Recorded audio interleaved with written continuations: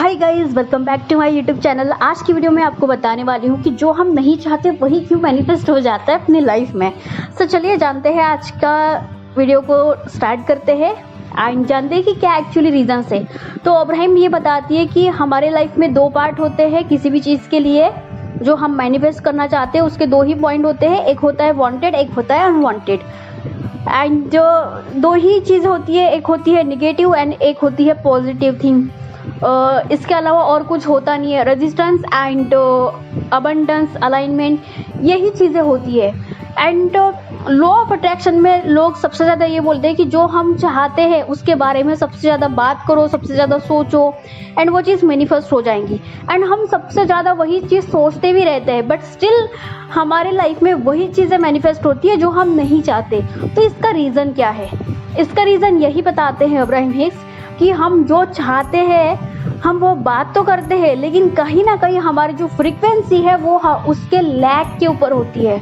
Means अगर suppose आप money के लिए बहुत ज़्यादा सोच रहे हो, बहुत ज़्यादा आप सोच रहे हो कि यार मनी मेरी लाइफ में आ जाए तो बहुत बढ़िया रहेगा, बट कहीं ना कहीं आप अंदर से ये फील कर रहे हो कि मनी मेरे पास में नहीं है, तो आपकी जो फ्रीक्वेंसी है वो है लैक की। आप डेस्परेट हो रहे हो, तो वही चीज़ मैनिफेस्ट हो रही है आपकी लाइफ में। एंड फॉर एग्जांपल, अगर आपको जॉब चाहिए बट आप करंट रियलिटी के ऊपर फोकस कर रहे हो, अभी तो है ही नहीं।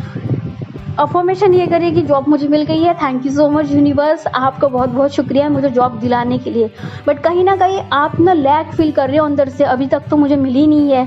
तो जो फ्रीक्वेंसी होती है उस फ्रीक्वेंसी के अनुसार यूनिवर्स हमें देता है।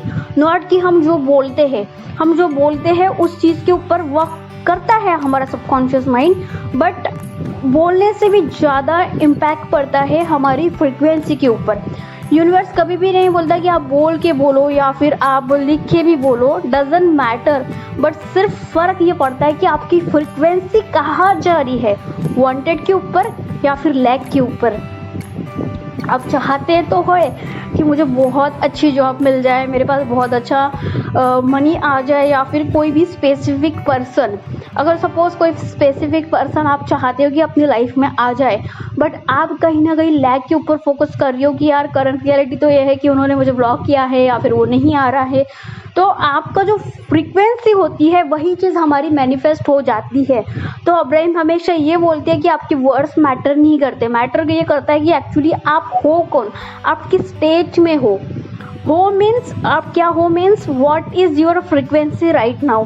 आप किस चीज़ के ऊपर अभी आपका जो माइंड है वो स्टक है, फ्रीक्वेंसी कैसी है आपकी माइंड की, आपका माइंड का स्टेट किस लेवल पे है, आपका जो माइंड है वो अबंडेंस में है या लैक में है, आपका माइंड अलाइनमेंट में है या रेजिस्टेंस में है, यही चीज़ मैटर करती है। एंड जहाँ पे आपकी फ्रीक्वेंसी है, जिस लेवल की आपकी फ्रीक्वेंसी है, वही चीज़ आपकी लाइफ में आपको दिख रही होगी। सपोज अगर आप न्यूट्रल में हो तो वही चीज़ें आपकी न्यूट्रल फॉर्म में ही आपको दिखेंगी। अब बहुत ज़्यादा अलाइनमेंट में हो, आप अप्रिशिएशन में मोड में हो, तो बहुत सारी चीज़ें आपको धीरे धीरे अप्रिशिएशन वाली और यूनिवर्स आपको देगा।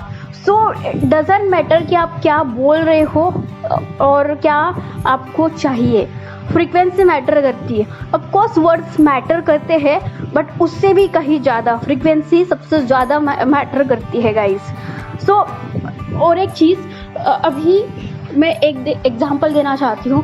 सपोज अगर कोई भिखारी है और वो हमेशा रोज़ रोज़ यही बोलते रहता है कि यार मुझे खाना दे दो, खाना दे दो, खाना दे दो, बट उसको नहीं मिलता है। क्यों? क्योंकि उसकी जो फ्रीक्वेंसी है वो लैक होती है कि यार खाना नहीं मिल रहा है। कोई भिखारी है, वो हमेशा मांगते रहता है, हमेशा भगवान को बोलते रहता है कि यार मुझे पैसे दे दो, दे दो, दे दो, कोई तो आ जाए, कोई तो दे दे, बट उसको नहीं मिलता है। क्यों?